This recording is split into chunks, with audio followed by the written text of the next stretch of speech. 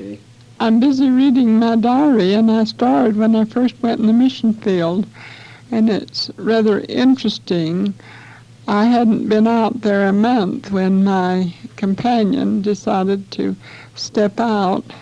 She was one that had lots of boyfriends, and she picked this guy up on the street, and I was left home, and I got real homesick.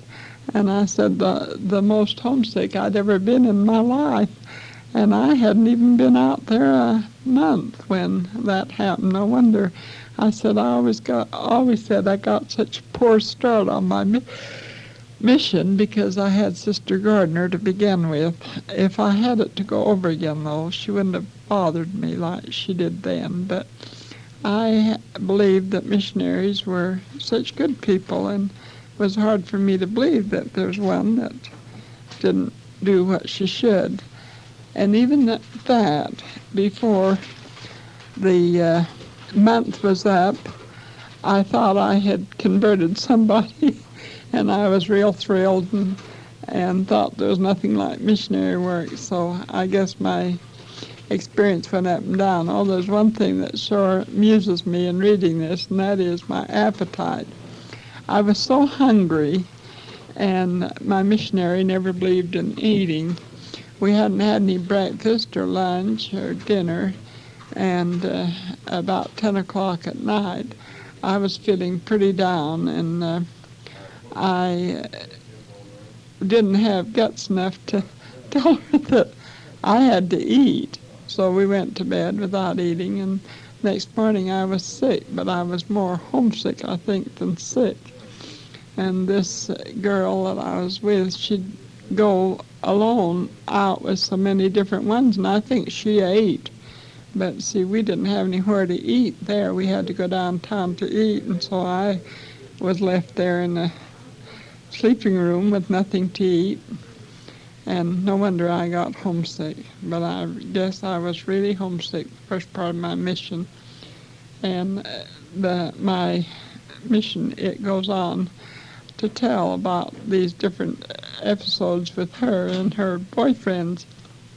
And finally, I evidently had written home. It doesn't say that, but anyway, I got a letter from Oliver. And he told me it shouldn't make any difference to me what she did, that the Lord wouldn't say to me, oh, you're excused from all this because you had this missionary companion, but the Lord will say, this is what you did and this is what you didn't do. And so that is really a funny thing here I wrote down. I went out and tracted, and she called the mission home to report that I was a very disobedient companion. She couldn't handle me. And so the branch president came over to see what the trouble was, and all I said is that I came out here to do missionary work, and that's what I'm going to do, and she doesn't want to do missionary work, that's up to her, but I'm doing it.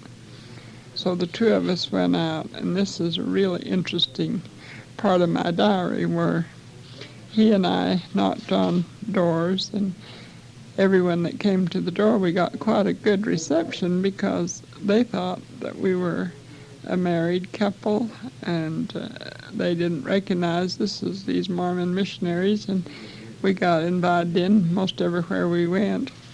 After we had been invited in about 5 times, this ritzy place that we knocked on the door, the maid came to the door, butler I guess it was, and he very gently laid his card on the tray, and she went away with it and invited us in the living room. We sat down, and pretty soon this lady came out all decked up, receiving her important guest. When she found out who it was, she was so irked that we were soon dismissed in a hurry, and then we left the place. He had had enough tracting, and so we went back, and he said, well, go right ahead. He says, I think you are perfectly capable of tracting alone.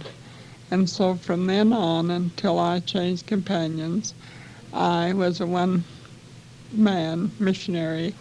I did all my tracting and my arranging for meetings and things all alone. I paid no attention to my senior companion, who very often reprimanded me for it and said that she was the boss, and here I wasn't obeying her at all. She didn't even know what I was doing.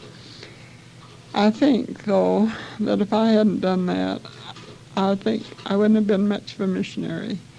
I believe that experience with her, as I think of it now, as I thought of it then, I thought it was terrible to be alone the first part of my mission, but now I think perhaps that's the thing that made me the strongest missionary, because I had these hardships right to begin with. Do you want to turn off the tape? If I read my diary, I'll lose myself, so I better discontinue and go to bed. But it's quite interesting anyway, to say the least. My mission changed as I went on. I got some of the best missionary. Now the second one, the next one I had, was the most humble, obedient little girl. I hadn't been out there very long when I changed companions, I think about 3 months. And then they put me, well, I don't suppose I was senior companion either, but I always felt like I was, because she was such a humble, obedient little girl. That was that Hazel Knight that later commit suicide, but she was really good to work with, and she'd do anything, and she never let me go alone. She always went with me. She was willing to do anything that I wanted to do, and I wanted to do missionary work. I didn't want to waste my time. Those 3 first episode I had, all that first companion, if she ever went with me, the only place she ever wanted to do was go to some of the saints that had young boys that she could flirt with.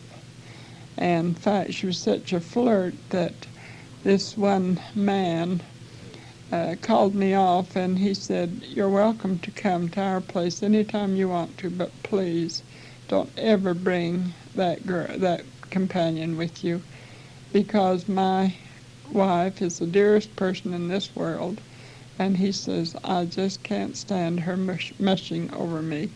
So you see from that what type she was. But this second companion, she was just marvelous, and I enjoyed her, but we were only together 1 month. And then I was transferred again and put with the girl that I came out with, who was ill. And I suppose because of my past record, they decided, well, since she was sick and really couldn't get out much, why, maybe it'd be a good idea to put me with her, and I'd go ahead and do missionary work. But she proved to be quite a problem to me. I worried a great deal about her. She'd, I guess, had a nervous condition. She shouldn't have been out in the mission field. And she'd get up 2 o'clock in the night and cook a big meal. And I worried about her mentality, because she did such odd things. Another thing she did, she'd get up in the middle of the night and decide to walk. And if I didn't go with her, she'd have gone alone. I didn't dare let her go alone, so I'd get out, and we'd walk for blocks and blocks and blocks. In the middle of the night, maybe 1 or 2 o'clock in the night, even 3, and just walk. And then finally, she'd cry a little bit, and then we'd go back to the apartment and go to bed. But I said the time I spent with her, while I did do a little missionary work alone, it was not too pleasant, because it was just like taking care of a sick person, a mental person. And I think the last part of my mission was the best. And that was a humble girl again, very much like my second companion. She was so humble and so eager to do missionary work that we really put in the hours and did a lot of work. And to me, that was a different mission. I always said my mission was divided in 3 parts. the first part, the middle part, and then the climax was the last. And that I had one companion for about 8 or 9 months. And we really were just like we were in a different mission field because we were away from all the rest of the missionaries. We didn't have much contact with them. But it was